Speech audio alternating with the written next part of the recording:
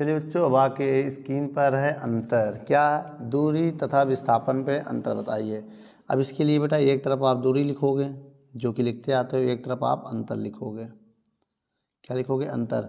और बीचों बीच में लाइन खींचोगे ऐसे। ठीक है, पहले हम इतना अंतर लिख लेते हैं। ठीक है, थोड़ा सा, ज़्यादा नहीं है। तो अब देखिए बेटा, दूरी को हम लोग डिस्टेंस कहते हैं। क्या कहते हैं? डिस्टेंस। अब ओहो विस्थापन को हमने अंतर लिख दिया यार, क्या हो गया है? विस्थापन। चलिए बच्चों हमारे स्क्रीन पर है दूरी तथा विस्थापन में अंतर। दूरी और विस्थापन। देखो, दूरी को डिस्टेंस कहते हैं, विस्थापन को हम लोग कहते हैं डिस्प्लेसमेंट। डिस्प्लेसमेंट। ठीक बेटा। अब देखिए, अब यहाँ पर पहले ही पॉइंट हम लिखेंगे, पॉइंट नंबर 1। अब देखिए, इसमें लिखना तो है ही है कुछ ना कुछ।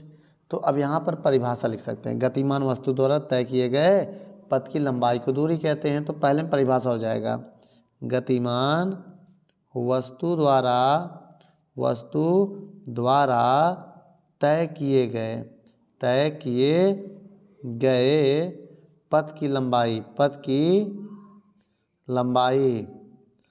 पथ की लंबाई को दूरी कहते हैं। ये तो ये परिभाषा हो गया, दूरी कहते हैं।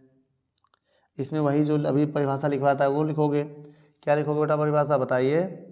यहाँ लिखोगे कि गतिमान वस्तु के अंतिम और प्रारंभिक स्थितियों के अंतर को विस्थापन कहते हैं। एक तो ये हो गया बेटा। इतना करने के बाद अब दूसरा पॉइंट हमारा क्या होगा? दूसरा पॉइंट ये होगा, देखो बेटा, यह अदिश, देखो दूरी अदिश राशि है। दूरी एक अदिश राशि है। ठीक, इसमें क्या लिखोगे? ये पहला था। विस्थापन एक सदिश राशि है। विस्थापन एक, देखो इसमें ये भी लिख सकते हो, विस्थापन एक अदिश राशि नहीं है।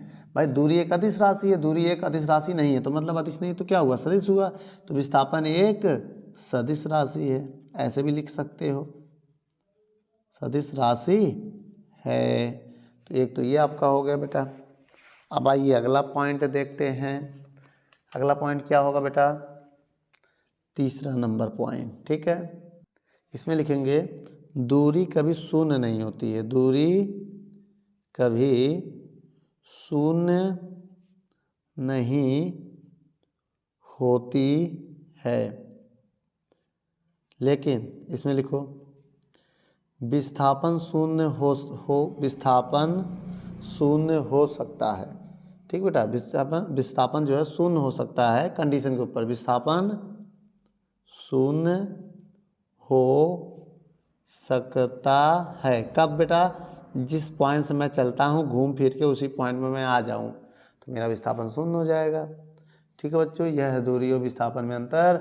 वीडियो को रोक कर नोट कर लो। चलिए बच्चों, एक पॉइंट और लिख लेते हैं ना। एक पॉइंट और लिख देना, बहुत तीन ही कम लग रहा था। देखिए बेटा, दूरी विस्थापन से बड़ा हो सकता है। दूरी विस्थापन से बड़ा हो सकता है, याद रखिएगा बेटा। ठीक, देखिए बेटा, दूरी विस्थापन से बड़ा हो सकता है, लेकिन इसमें क्या लिखेंगे? विस्थापन दूरी से बड़ा नहीं हो सकता। बराबर हो सकता है लेकिन बड़ा नहीं हो सकता है। विस्थापन दूरी से छोटा होता है, इनमें बड़ा होता है, से छोटा हो सकता है, बड़ा नहीं हो सकता। बहुत करेंगे देखो, बराबर हो सकता है इसमें, लेकिन दूरी बड़ा हो सकता है, बराबर हो सकता है, लेकिन विस्थापन कभी भी दूरी से बड़ा नहीं हो सकता। छोटा हो सकता है, होता भी है, बराबर व छोटा होता है लेकिन बड़ा नहीं हो सकता। ठीक बेटा, वीडियो को रोक लो, फिर आगे हम देखते हैं।